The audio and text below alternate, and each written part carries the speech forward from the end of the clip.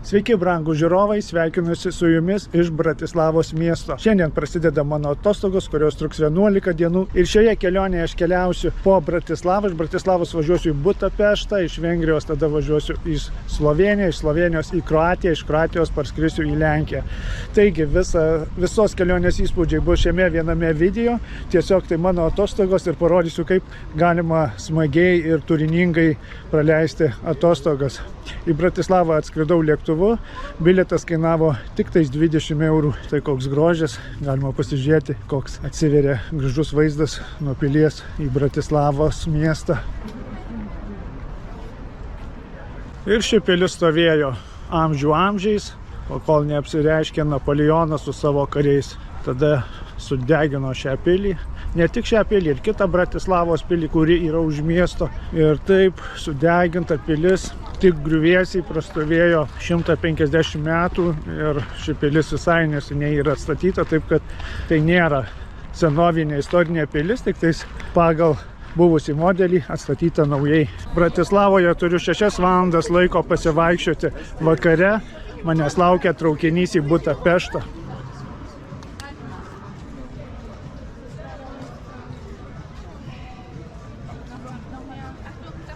Populiariausias objektas Bratislavoje. Bratislava tai miestas, kuris nėra didingas savo dydžiu, bet tikrai užburia savo jaukumu. Kelintą kartą vis apsistoju Bratislavoje, visada trumpam, nes tai daugiau yra tokia kelionių kryžkelė man. Iš jos toliau keliauju būna į Budapeštą, į Vieną, į Prahą, arba jeigu grįžtu iš kelionės pro Bratislavą, tai dažniausiai iš Bratislavos važiuoju į Varšuvą. Kuo dažniau vis užsuku į Bratislavą, tuo labiau man šis miestas patinka. Tai miestas, kurį man jau sunku pamiršti. Jaukios senamiesčio gatvelės, akmenuoti grįsti takai visokiausi, spalvoti namų fasadai, kavinės. Tai būtent tai ir suteikia šiam miestui ypatingo jaukumo. Bratislavos siena tai būtent nuo tų laikų, kai miestas dar buvo viduramžių tvirtovė. Dabar atrodo taip keista, vaikštai senamiesčio gatvėmis šalia šiuolaikinių kavinių, parduotuvių. Ir čia pat yra šis senovinė gynybinė siena su bokštu, tarsi atsiradusi iš viduramžių pasaulio.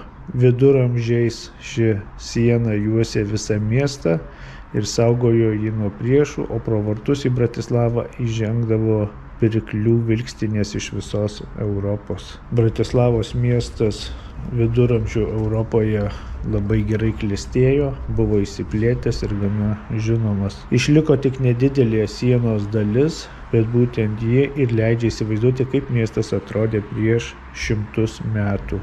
Yra vietų, kur pasivaikščioti ant šios sienos ir galima netgi pasižiūrėti į miesto senamiestį, prieiti tam tikrą vietą. Dunojaus upė. Galima netgi laivu plaukti iš Bratislavos į Vieną arba Budapeštą.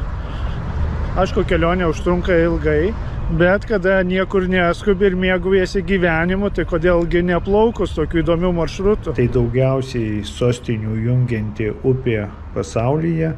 Ji sujungia tokias sostinės kaip Bratislava, Budapeštą, Vieną, Belgradą. Kas yra įdomu, kad galima laisvai nuplaukti iš Bratislavos į Vieną. Yra ir daugiau įdomių maršrutų. Vandens transportas klesti sezono metu. Yra vietinių maršrutų į visokias įdomias vietas. Būtų tikrai įdomu tai pakeliauti, bet šioje kelionėje aš dažniausiai keliausiu traukiniais, todėl ir vykstu dabar į geležinkelio stotį, laukti traukinio į Budapeštą.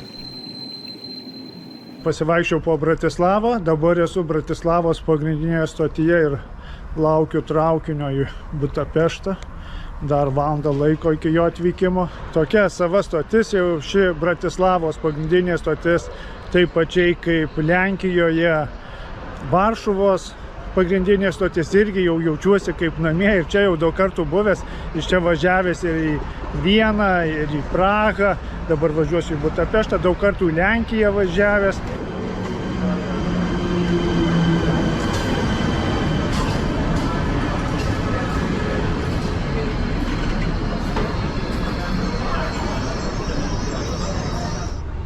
Iš Bratislavos centrinės stoties traukinys pajudėjo apie 16 valandą. Traukinio bilietą nusipirkau geležinkelio stotyje. Kaina iki Budapešto kainavo 18 eurų, bet ta kaina gali skirtis priklausomai prieš kiek dienų perki. Aš mokėjau 18 eurų. Galima bilietą pirkti ir internetu per Slovakijos geležinkelių tinklapį. Dažnai aš pats juo naudojuosi, bet šį kartą tiksliai nežinau, kiek laiko užtruksiu Bratislavoje, todėl iš anksto negalėjau planuoti, kada pirkti bilietą, tai nusprendžiau pirkti bilietą geležinkelio stotyje tik atvykus. Iš tikrųjų nėra ko nerimauti ir nebūtina pirkti iš anksto, nes traukiniuose vietos būna pakankamai. Nėra tiek daug keleivių, kad į traukinį netilptum, ir patys traukinių maršrutai vyksta dažnai, net keletas per dieną. Tik reikia atkreipti dėmesį, iš kurios geležinkelio stoties važiuoti patogiau būtų, nes iš Bratislavos į Budapeštą maršrutai yra iš 2 skirtingų stočių. Aš pasirinkau iš centrinės geležinkelio stoties, kita stotis yra gale miesto. Apie 18 valandą 30 minučių traukinys atvažiuoja į Budapešto Niugati stotį. Tai įspūdinga 19 amžiaus geležinkelio stotis, pastatyta garsiosios Eifelio kompanijos, tos pačios kompanijos, kuri pastatė ir Paryžiuje Eifelio bokštą. Nuo čia ir prasideda pažintis su didinga Vengrijos sostinė. Antra diena mano atostogų ir aš randuosi Budapešte. Šiandien turiu visą dieną čia. Iš viso Budapešte bus 2 nakvynės, viena jau įvyko, antra bus šiandieną ir rytoj jau iš Budapešto važiuosiu į Slovėniją, į Liublianą, bet šiandieną dar pasižiūrom, ką galima pamatyti būtent šiame mieste. Ir einant toliau, Dunojaus pakrantė bus vien visokie įžymus ir gražus objektai, o po to persikelsiu į Budos miestą per Dunojų kitą pusę. Noriu pamatyti Budos pilį.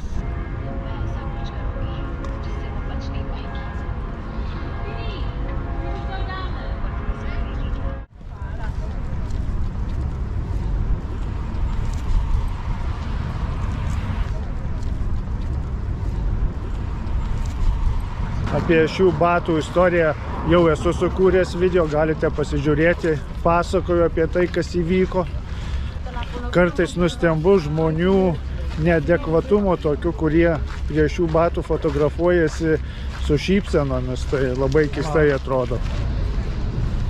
Įžymusis grandininis tiltas Budapešto, prie kurio yra 4 sargai. Tie sargai yra didžiuliai, gražūs liūtai. Ne pirmas apsilankymas Budapešte. Man tai vienas iš gražiausių miestų, tai neskau, kad pats gražiausias, bet vienas iš gražiausių miestų, kokius esu matęs. Labai patinka Budapeštas, labai visada atvykus yra ką pamatyti. Tai didžiausias šalies miestas, įsikūręs prie Dunojaus upės. Oficialiai jisai susiformavo visai neseniai, 1873 metais, kai buvo sujungti 3 šalia esantys miestai, tai yra Buda, Pešta ir Obuda. Šis susijungimas sukūrė vieną gražiausių Europos sostinių ir vieną iš didžiausių. Aišku, yra didesnių dabar tų miestų ir Paryžius ir Roma didesni, bet Budapeštas taip pat yra gana didelis. Gyvena apie 2 milijonai žmonių, o kartu su priemiesčiais tai beveik ir 3 milijonai. Aš nesirenku lengvo kelio. Renkuosi sunkesnį ir įdomesnį. Einant matosi irgi daug gražių labai vietų. Nors prie 30 laipsnių karščio yra ką veikti lipant į šį kalną. Medalį. Auksą.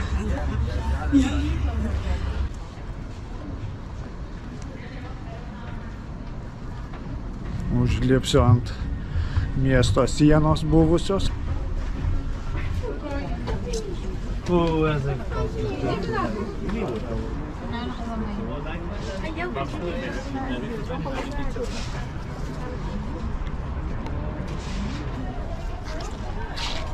Tai yra pati ta vieta, kur visi ateina fotografuotis.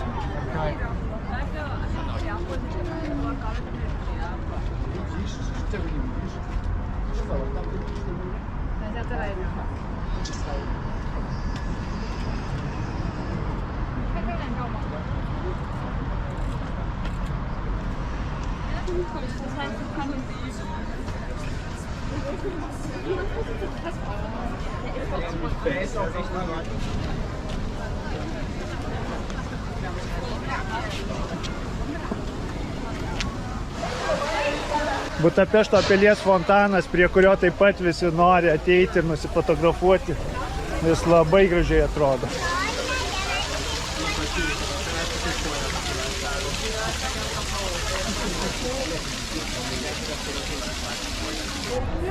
In base ai suoi studi hanno fatto una copia di questo bastone che è esposto nel suo museo a Bologna. Nell'Università di Bologna c'è un piccolo museo.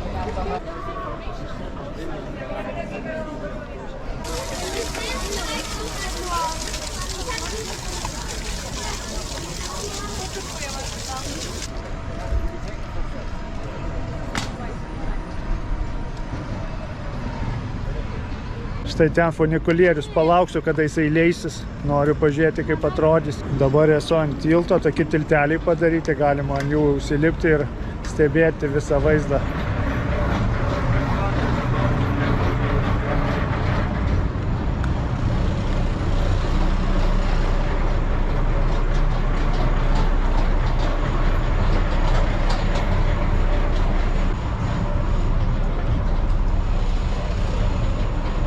Užlipau į filosofijos sodelį.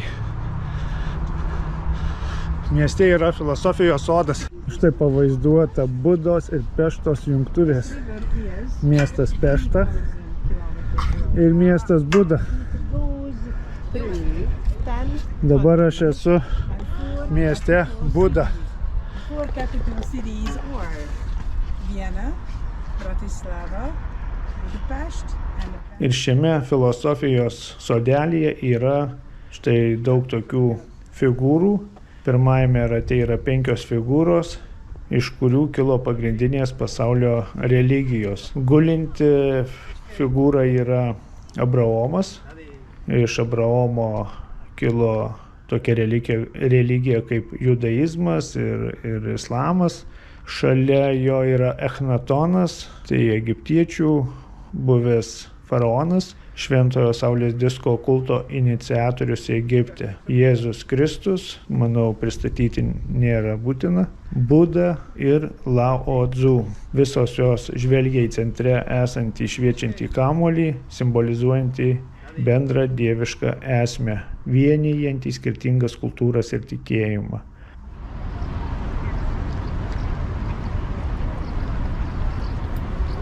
Tai pati didžiausia ir pati gražiausia Budapešto geležinkelio stotis. Užeinam, parodysiu, kaip jie atrodo.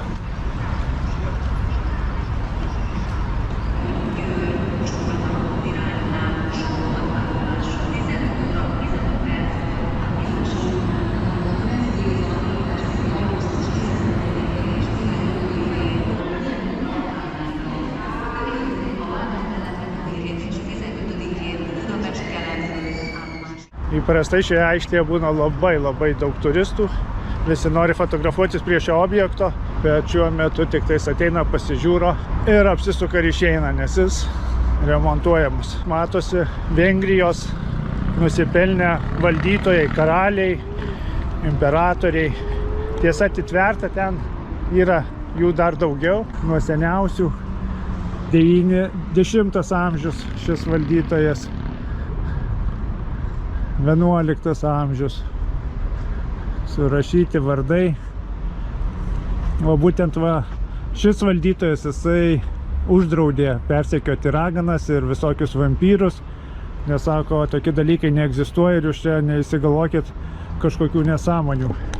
Apsišvietęs žmogus buvo tuo metu 11-12 amžiaus pradžia ir pasakyti, kad neegzistuoja raganos, tai tikrai buvo labai drąsu, jų daugiau yra. O ten jau naujesnių laikų valdytojai.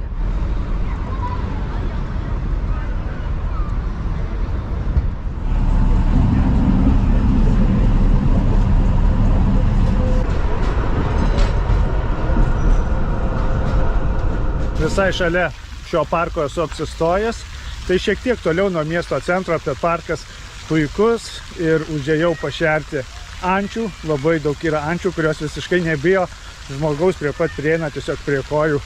Bet šį kartą jos vandenyje, tai turėjau batono, tai atidaviau aš joms. Žiūrėk. Nu, ką nemėti, pažiūrėsi, kaip jie valgo. Trečia diena mano atostogų ir šiandien aš iš Budapešto išvažiuoju, važiuosiu traukiniu į Slovėnijos sostinę Liublianą. Dabar einu į metro ir man reikia nuvažiuoti į traukinių stotį. Traukinių stočių čia yra 4, man reikalinga didelė traukinių stotis.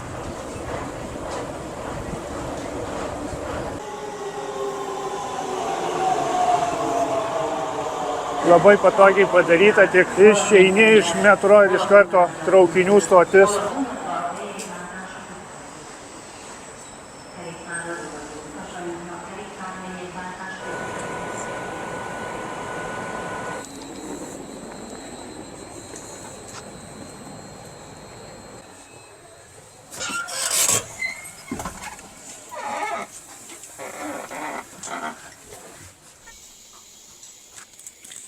Nuostabu, langas atsidaro, gražūs vaizdai bus matyti. Papasakosiu šiek tiek apie šį maršrutą. Traukinys kursuoja vieną kartą per dieną, jisai išvažiuoja iš Budapešto Delės stoties apie 9 val. Ryto ir į Liublianą atvyks tik tais apie 5 val. Vakaro. Kelionė trunka apie 8 valandas. Traukinyje nėra vagono restorano ir niekas nevaikšto po vagonus ir nesiūlo gėrimų ar užkandžių. Todėl maistu ar gėrimais reikėtų pasirūpinti iš anksto. Kelionė ilga, trunka apie 8 valandas. Jeigu traukinys nevėluos, bet gali būti visko, kad ir kartais vėluos. Važiuoju šiuo maršrutu jau ne pirmą kartą ir yra buvę taip, kad traukinys vėlavo apie 2 valandas. Tiesiog kelyje buvo kliūčių ir jis labai ilgai stovėjo vidury kelio. Bilietas kainuoja 16 eurų įprastą dieną, bet jeigu važiuojant penktadieniais arba savaitgaliais, tai gali kainuoti šiek tiek brangiau. Mačiau, kad būna kainos ir po 25 eurus. Traukinys iš Budapešto į Liublianą vadinasi Eurocity Citadela.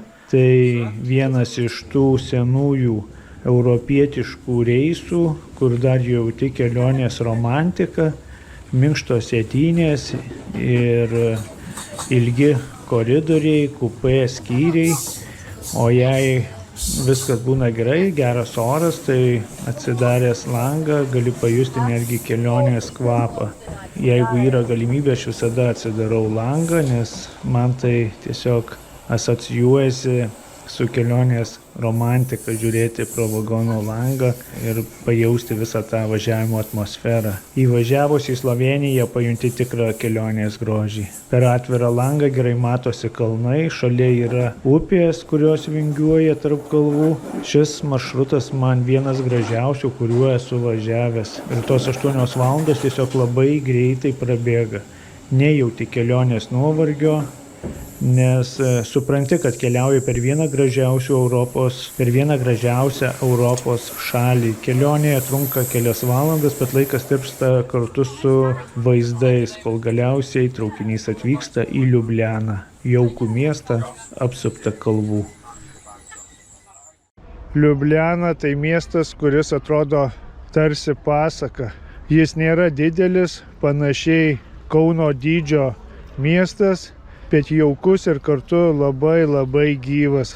Per patį miestą teka Liublianicos upė, o prie šios upės yra senamiestis su gražiomis gatvelėmis, kavinėmis ir labai gražiais tiltais, kuriuos puošia skulptūros visokiausios bei meninės detalės. Ant kalvos pačioje miesto viduryje yra Liublianos pilis, senovinis gynybinis kompleksas. Nuo viduramžių į pilį galima užlipti pėsčiomis, vingiuotais takais arba pakilti funikulieriumi. Aš pasirinkau užlipti pėsčiomis, nes prie funikulieriaus labai didelė eilė žmonių. Ši pilis yra mačiusi daugybę istorijos, nuo viduramžių, jinai yra nemokama, galima vaikščioti visur, kur nori. Yra tik tais vienintelis bokštas, į kurį norint papulti reikia kažkiek tai susimokėti. Galima užsilipti ant pilies sienos ir nuo pilies sienos štai koks gražus vaizdas į miestą Liublianą.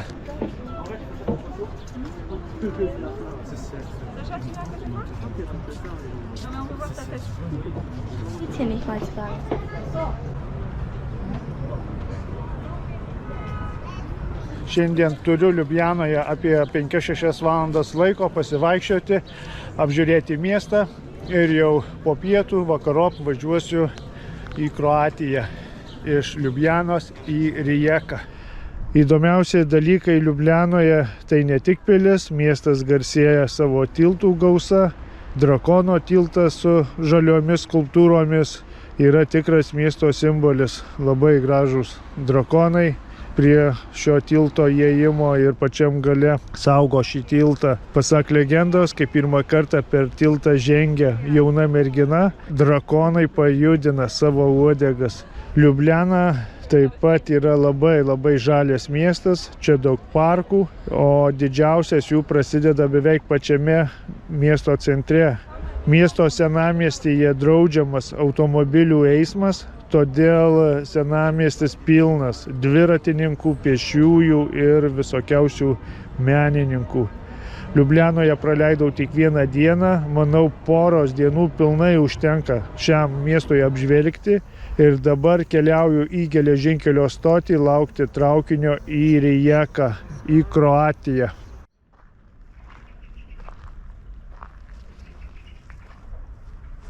Kelionę po Liublianą dar noriu užbaigti užėjęs į traukinių muziejų. Tai traukiniai tai mano aistra, mano hobis. Ir dar šiek tiek laiko yra iki traukinio į Kroatiją. Tai greitai atėjau iki šio muziejaus, pavaikščiosiu. Daug visokių senų traukinių yra čia. Jeigu būnu kažkokia mieste ir yra traukinių muziejus, visada stengiuosi ateiti, aplankyti, pasižiūrėti, kokių yra traukinių, senovinių visokių. Laiko ne per daugiausia, labai greitai apibėgsiu, pasižiūrėsiu. Liko valanda laiko iki traukinio. Papasakosiu šiek tiek informacijos apie traukinį į Rijeką. Jeigu esat Liublianoje ir norite nuvykti į Kroatiją, tai važiuoja traukinys į Rijeką 2 kartus per dieną, vienas ryte, pusė 9 ryto, kitas po 3:20. Tai aš važiuosiu tuo po 3:20. Bilietas kainuoja tik tais 9 eurai. Bilietą reikia pirkti kasoje, internetu nenusipirksit. Dar yra vienas maršrutas iš Budapešto į Rijeką. Tai jau naktinis traukinys, tiesioginis iš Budapešto. Norėčiau šiuo maršrutu kada irgi suvažinėti. Nežinau tiksliai, kuriuos laiku išvažiuoja, bet yra toks traukinys su miegamaisiais vagonais. Galima pasimti savo ir 2 vietų kupę, 4 vietų ar vienvietę netgi ir važiuoti per naktį, ryte jau atsidurti prie Adrijos jūros. Taigi pasižiūrom traukinius dar ir važiuojam į Rijeką. Labai daug senų vagonų priversta, tiesiog taip netvarkingai, nėra jokios informacijos apie juos. Bet štai ką pamačiau, kas įdomaus yra mini geležinkelis. Turbūt kažkada juo važinėjo žaisliniu traukiniu. Kai būna padaro modeliukus traukinių, mini tenais, sakykime, 100 kartų mažesnius negu originalas ir važinėja bėgiais. Tai štai tokie va bėgiai mažiukai. Mano ranka tokia ir bėgiai išvedžioti aplinkui čia yra jie. Ir vaizdas į Liublianą. Pažiūrėkit, kokie seni garvežiai pastatyti. Baigia surūdyti.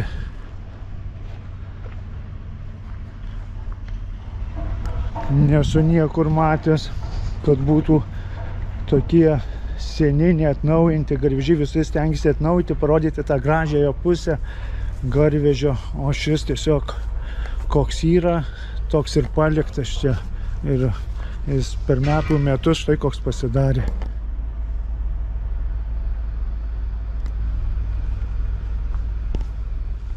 be problemų galima čia kur nori laipyti, juos įlipti, niekas čia nieko nežiūra, bet labai aukšti ir, pavyzdžiui, nėra kaip, štai va su manim netgi laiptelis, čia turbūt buvo jų daugiau, bet nupjauti. Labai yra įdomių modelių, taip dar nematęs tokio muziejaus, tiesiog realus toksai, tokie, kokie palikti tie traukiniai ar lokomotyvai tokie ir yra. Čia buvę traukinių garažai, depas, visur bėgiai yra. Ir kada jie iš čia išvažiuodavo, važiuodavo ant tokios platformos ir juos tą platformą prasukdavo ir nukreipdavo į tam tikrus bėgius ten, kur reikia.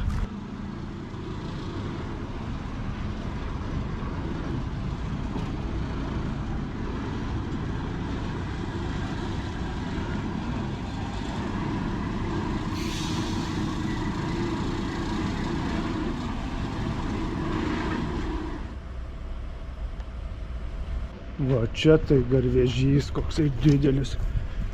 Jisai tiesiog milžiniškas.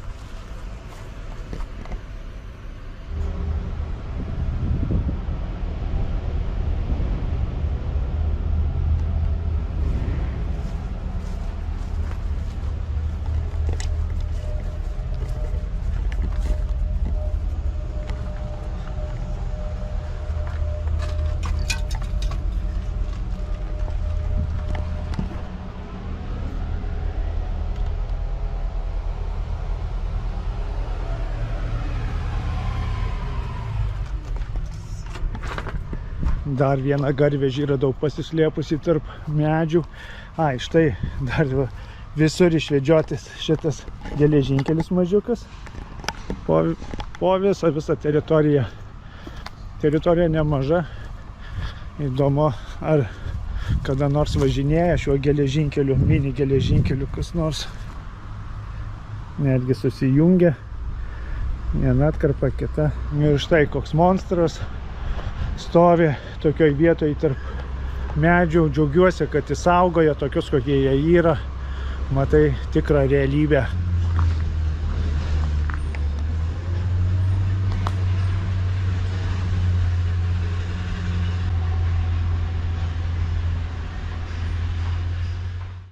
Priėjau geležinkelio stotį, traukinys už 15 minučių. Laiku viską suspėjau. Šalia yra ir autobusų stotis. Čia geležinkelio stotis, čia autobusų stotis. Labai daug turistų šiame mieste, labai daug. Iš tikrųjų nustebino mane.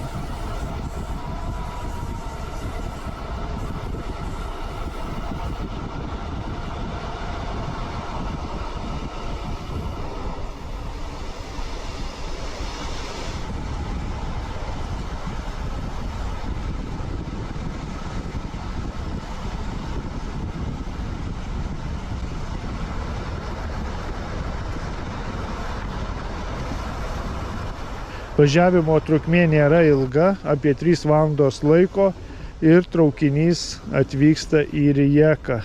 Traukinio bilietas kainuoja tik 9 eurus, Ir nežinau, ar šiame traukinyje yra pirma klasė ir kiek kainuoja važiuoti joje. Aš keliauju antrąją klasę. Traukinys važiuoja per gražią kalnų ir žalumos apgaubtą kraštovaizdį. Julijos Alpės, kalvos, miškai, slėniai ir pajūris prie Rijekos regiono.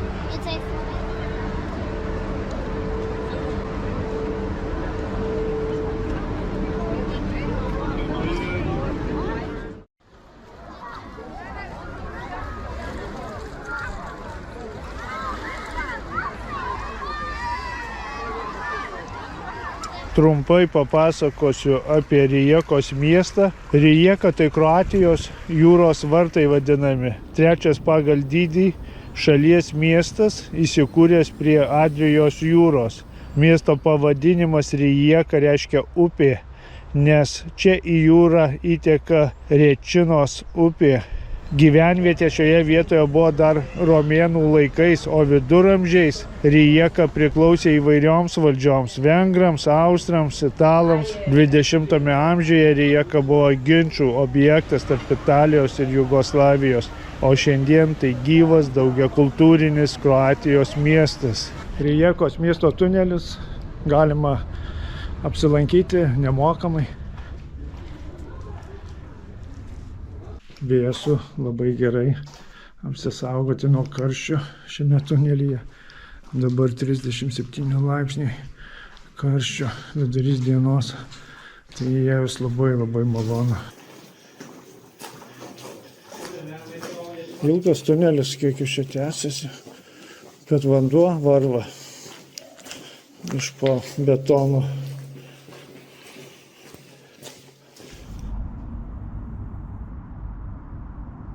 Toks vaizdas nuo miesto pilies.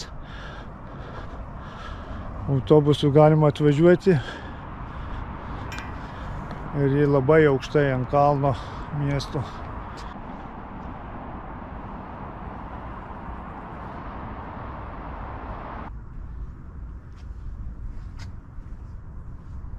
Pilis lankoma nemokamai. Galima apžiūrėti iš vidaus. Rijekoje ant kalvos virš miesto yra pilis, labai įspūdinga, iš kurios atsiveria panorama į visą Rijeką. Pilis pastatyta ant senos romėnų tvirtovės liekanų, kuri saugojo kelią iš pakrantės į inlandą. Dabartinės gynybinės sienos ir bokštai datuojami 13 amžiaus. Tuo metu pilis priklausė Frankopanų giminiai, vienai galingiausių Kroatijos didikų šeimai. Vėliau 15–16 amžiuje pilis buvo perstatyta ir sustiprinta kaip apsauga nuo osmanų antpuolių. Pirmiausiai tai buvo gynybinė tvirtovė, skirta kontroliuoti strategiškai svarbų kelią ir saugoti Rijekos apylinkes.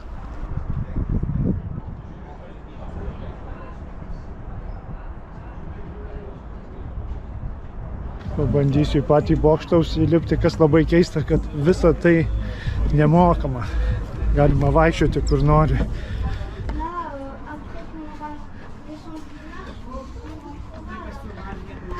Ne? O, koks vaizdas gražus.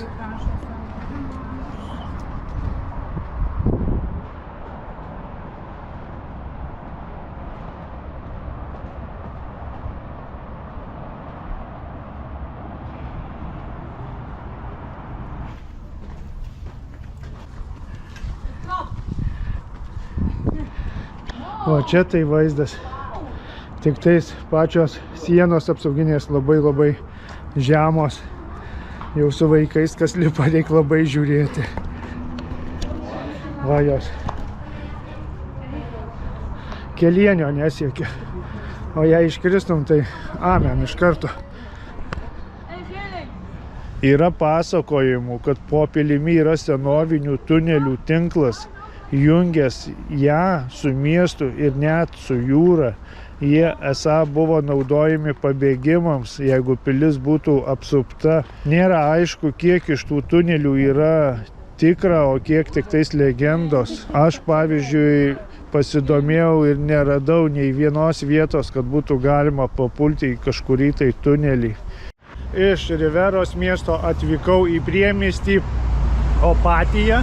Važiuoja tarpmiestiniai autobusai, miesto autobusai, 32 autobusas atveža, tiesiog reikia pirkti tik tais 3 zoną bilietą. 3 zonai bilietą reikia pirkti. Taigi šis miestelis tokis daugiau kurortinis, daugiau yra paplūdimių. Pavaikščiosiu po jį, pasižiūrėsiu, kas jame yra gražaus, bet jaučiasi tikrai turistų jame daug, poilsiautojų daug. Opatijos pakrantė yra gana akmenuota, bet ji garsėja prižiūrimais paplūdimiais. Daug yra paplūdimių, bet visi jie yra betoniniai arba akmenuoti. Vienas iš paplūdimių, Slatina, centrinis miesto paplūdimys, išklotas betoninėmis terasomis su laiptais į jūrą. Čia yra daug aplinkui kavinių ir visokiausių barų, bet man nepatinka betoniniai paplūdimiai, nemėgstu gulėti ant kieto betono. Norint čia būti, reikėtų užsisakyti lovą su skėčiu. 30 eurų kainuoja 2 gultai ir skėtis. Jeigu tik gultas be skėčio, vienas gultas 15 eurų. Daug kas renkasi gulėti ant betono.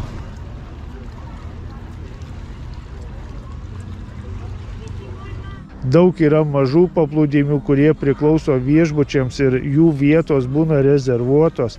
Aš neradau savo tinkamos ir patinkančios paplūdimio vietos. Dauguma pakrantės yra pritaikyta viešbučių svečiams, o viešieji paplūdimiai yra perpildyti.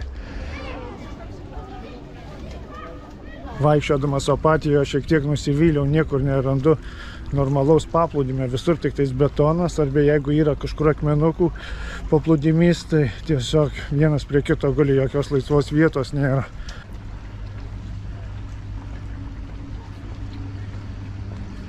Ką dar galima pamatyti gražaus Opatijoje?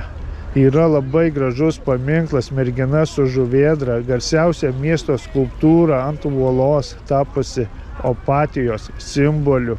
Labai daug yra istorinių viešbučių, kurie seniai pastatyti dar nuo 19 amžiaus, tokie kaip Hotel Kvarner ar Hotel Imperial, kur viešėdavo garsūs svečiai nuo imperatorių iki menininkų. Miestas traukia ne tik poilsiautojus, bet ir romantikos ieškotojus, keliautojus, mėgstančius ilgesnius pasivaikščiojimus, bei tuos, kurie nori iš arti pajusti 19 amžiaus kurortų dvasią.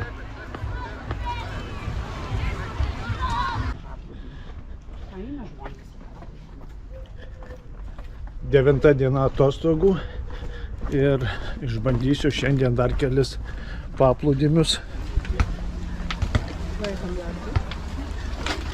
Čia bus betoninis paplūdimys, kas man nelabai patinka.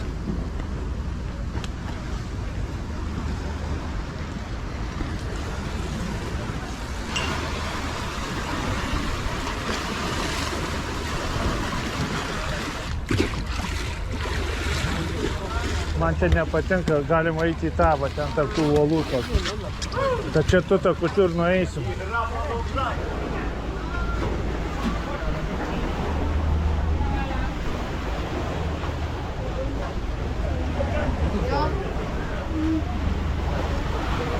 Kaip ir neblogas būtų paplūdimys, bet net nesileisiu į apačią, nes jis ant tiek siauras, net neįsivaizduoju, kur jame rasti vietos.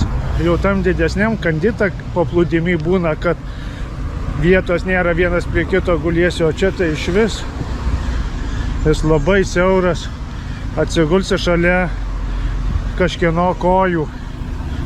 Taip jau būna. Nu, šiame mieste iš tikrųjų labai maži paplūdimiai. Kažkaip nesitikėjau, kad jie tokie miniatiūriniai. Man kaip Baltijos šalių vaikui, pripratusiam prie didelių smėlėtų paplūdimių, tai iš tikrųjų šiek tiek neįprasta. Tokie paplūdimiai akmenuoti ir dar tokie mažiukai.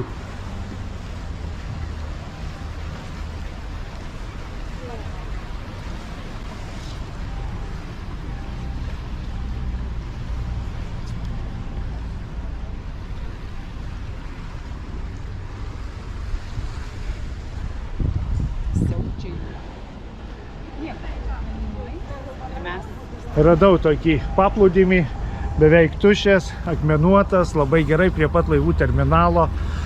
Parašyta komentaruose, kad kartais būna ir naftos plaukioja, bet šį kartą tikiuosi nebus.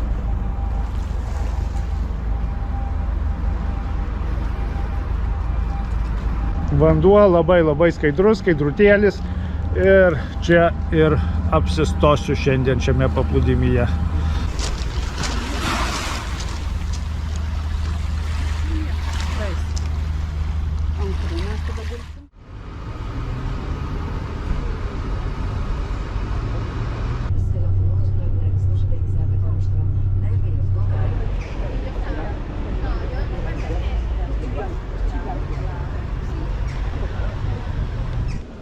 Amfiteatras senovės Romos. Puloje. Smagu prisiliesti prie jo. 10 diena atostogų ir aš dabar esu mieste Pula. Pula garsėja savo senovės romėnų labai gerai išsilaikiusių amfiteatrų. Yra viena arena ir kita yra teatras. Tai dabar priėjęs prie amfiteatro.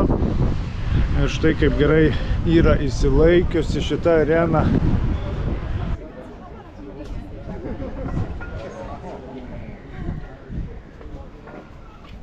Tai viena iš geriausiai išsilaikiusių arenų iš senovės Romos laikotarpio. Koliziejus taip gerai neįsilaikęs kaip ši arena. Ir jinai yra gana didelė. 6 pagal dydį buvo Romos imperijoje.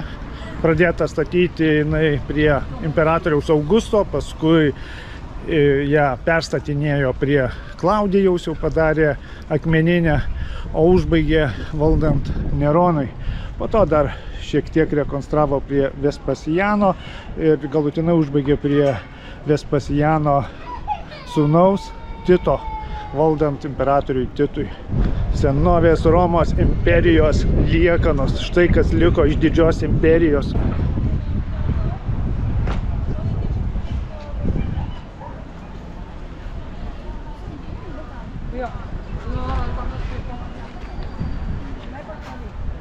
Turiu kelias valandas laiko pabūti Pulos mieste.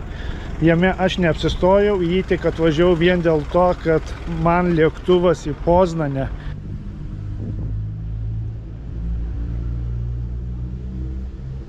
Romėnų laikų štai tokia arka yra išlikusi.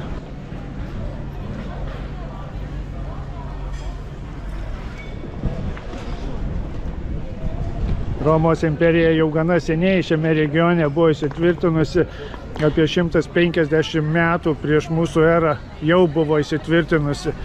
Taip kad labai daug metų valdė šį regioną visą, kur yra Kroatija, todėl išlikę labai daug visokių objektų iš senovės Romos laikotarpio. Buvę Agripinos namai. Agripina tai Nerono mama, jeigu čia apie tą Agripiną rašo. Nes Romos laikais daug Agripinų buvo. Pagrindinė Pulos aikštė ir tos aikštės viduryje yra Augusto šventykla. Augustas, kaip ir Cezaris, po savo mirties buvo sudievinti ir jiems buvo statomos šventyklos. Taigi Augusto šventykla Pulos mieste yra išlikusi ir gana labai geram stovyje. Daug kas iš Augusto laikų yra išlikę, netgi dabar yra rugpjūčio mėnuo šiandieną. Taigi rugpjūčio mėnuo irgi pavadintas Augusto vardu August. Taip atrodo pagrindinė Pulos aikštė, vien istoriniai pastatai.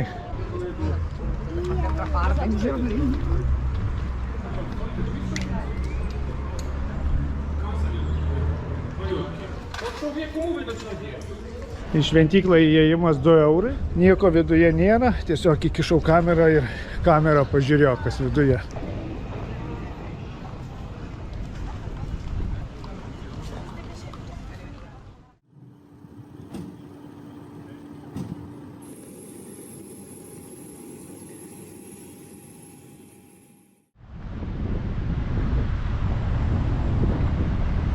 11 diena mano atostogų ir dabar aš randuosi Lenkijoje, Poznanės mieste, Poznanė. Paskutinė diena, šiandien visą dieną turiu pilną pavaikščioti po miestą ir vakare autobusu Flix važiuoju į Kauną. Autobusas išvažiuoja 11:50 ir būsiu apie pusę 12 dienos Kaune, gana ilga kelionė, bet norėjau aplankyti šį Lenkijos miestą, tai taip suplanavau, kad atskridau į jį iš Pulos ir pernakvojau, o dabar visa diena nuo ryto iki vakaro, gražus oras, puikia nuotaika ir pasivaikščiosiu po šį miestą, pažiūrėsiu, koks jisai yra. Tai vienas seniausių Lenkijos miestų, gal net pats seniausias ir gana toks didelis, maždaug Vilniaus dydžio miestas, todėl turėtų būti įdomių objektų. Esu Adomo Mickevičiaus aikštėje. Labai Lenkai gerbia Mickevičių, daug yra jo gatvių, daug aikščių ir daug yra paminklų.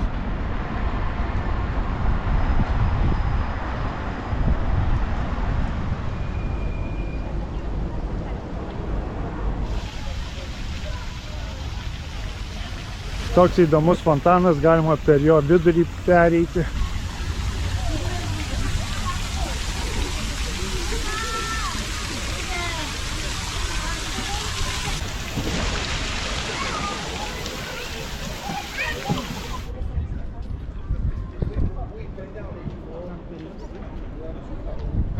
Vien grožis, pastatas po pastato.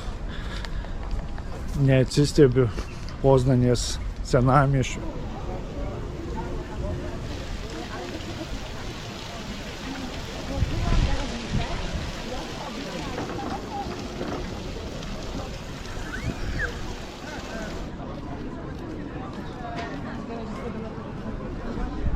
Šis miestas tikrai prilygsta Krokuvai, Gdanskui ir netgi Varšuvai.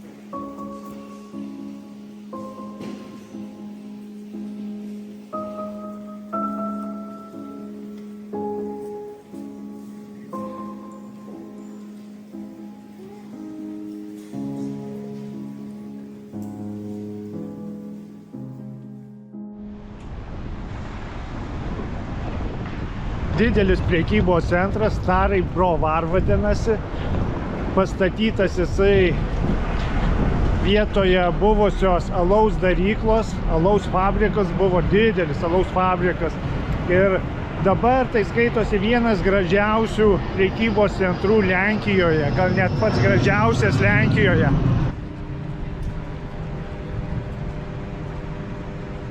Labai šaunu, kai išnaudoja tokias didelės patalpas, didelius objektus geriem dalykam, įkuria prekybos centrus, kaip ir Vienoje vietoj dujų terminalo, kur anksčiau laikydavo dujas, įrengtas irgi prekybos centras yra, o čia vietoj alaus daryklos.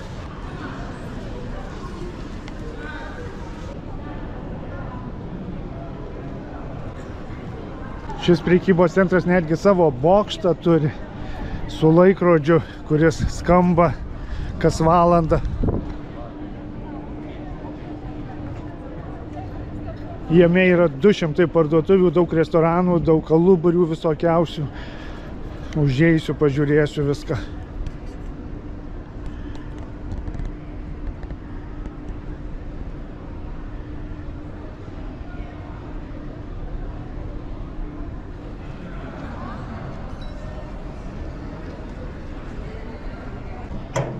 Štai koks metalinis kubilas toksai, metalinė bačka.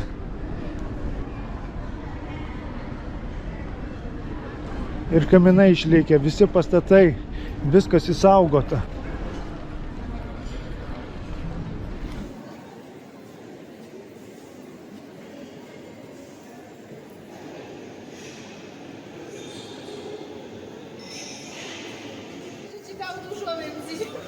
ovdje piše Puma, ne vidi